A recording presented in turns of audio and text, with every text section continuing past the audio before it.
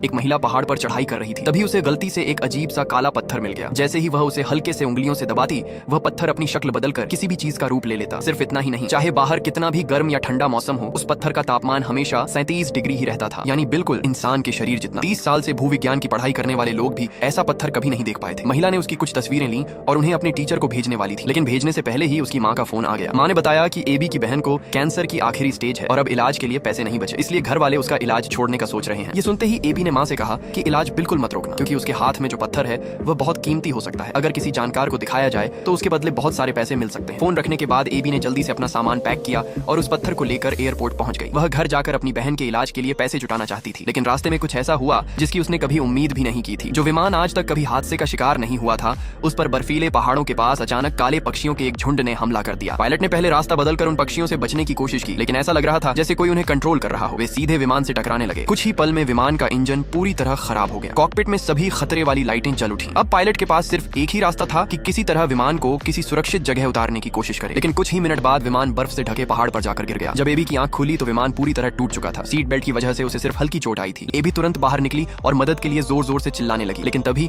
उसे अपनी हालत की सच्चाई समझ आई। उसने चारों तरफ काले पेड़ों से भरा जंगल देखा। वहां से 100 किलोमीटर तक किसी इंसान के होने की कोई उम्मीद नहीं थी। वह वापस कॉकपिट में गई और रेडियो से मदद मांगने की कोशिश की, लेकिन रेडियो में कोई सिग्नल नहीं था। मजबूर होकर उसने नक्शा और कंपास निकाला ताकि अपनी जगह का पता लगा सके। आखिर में उसे पता चला कि सबसे नजदीकी हाईवे वहां से 80 किलोमीटर दूर था। इस समय कड़ाके की सर्दी थी और वह बर्फीले पहाड़ों के बीच फंसी हुई थी। पूरे सामान और अच्छी तैयारी के साथ भी वहां से हाईवे तक पहुंचने में कम से कम 7 दिन लगते। ऊपर से उसे गंभीर रूप से घायल पायलट को भी साथ ले जाना पड़ता। एबी ने आखिरी कोशिश की। उसने विमान की लकड़ी की पेटी में आग लगाई और उसमें कागज डाल दिए ताकि ऊपर से गुजरने वाले विमान धुआं देखकर उसे बचा ले। लेकिन अगर कोई विमान वहां से गुजरा भी तो उसका ध्यान उस धुएं पर नहीं गया। देखते ही देखते दूसरा दिन भी आ गया। एबी पायलट की हालत देखने कॉकपिट में पहुंची, लेकिन इस बार उसकी सांसें हमेशा के लिए रुक चुकी थीं। घायल पायलट को देखकर जितना डर नहीं लगा था, उससे कहीं ज्यादा डर अब उसकी लाश देखकर लग रहा था। तभी जंगल के बीच से भेड़ियों की डरावनी आवाजें आने लगी। चारों तरफ फैले पहाड़ और घने जंगल को देखकर एबी समझ गई कि अगर उसने जल्दी यहाँ से निकलने का रास्ता नहीं खोजा तो या तो वह भूख से मर जाएगी या फिर कोई जंगली जानवर उसे अपना शिकार बना लेगा। वह तुरंत विमान के अंदर गई और जरूरी सामान इकट्ठा करने लगी। सामान पैक करते समय उसे पायलट के पास एक पिस्तौल भी मिल गई। इस पिस्तौल की मदद से एबी कम से कम अपने सामने आने वाले कई खतरों का सामना कर सकती थी। जरूरी सामान पैक करने के बाद उसने नक्शे में बताए गए हाईवे की तरफ चलना शुरू कर दिया, लेकिन वह ज्यादा दूर भी नहीं पहुंची थी कि अचानक विमान के अंदर से रेडियो जैसी आवाज सुनाई दी। एबी तुरंत वापस विमान की तरफ भागी। जाकर उसने देखा कि आवाज विमान के रेडियो से नहीं बल्कि पायलट के पास रखे वॉकी टॉकी से आ रही थी। एबी ने वॉकी टॉकी उठाया और मदद के लिए बात करनी शुरू की, लेकिन वह कुछ ही बातें कर पाई थी कि उसकी बैटरी खत्म हो गई। खुशकिस्मती से एबी को विमान की वायरिंग की थोड़ी जानकारी थी। उसने कुछ तार जोड़कर एक छोटा सा चार्जर बना लिया। जब तक वॉकी टॉकी चार्ज हो रहा था, एबी ने फिर उस अजीब काले पत्थर को निकाला। उसे पूरा यकीन था कि जो पत्थर किसी भी चीज का रूप ले सकता है उसकी कीमत करोड़ों में होगी, लेकिन उसे नहीं पता था कि इसी पत्थर की वजह से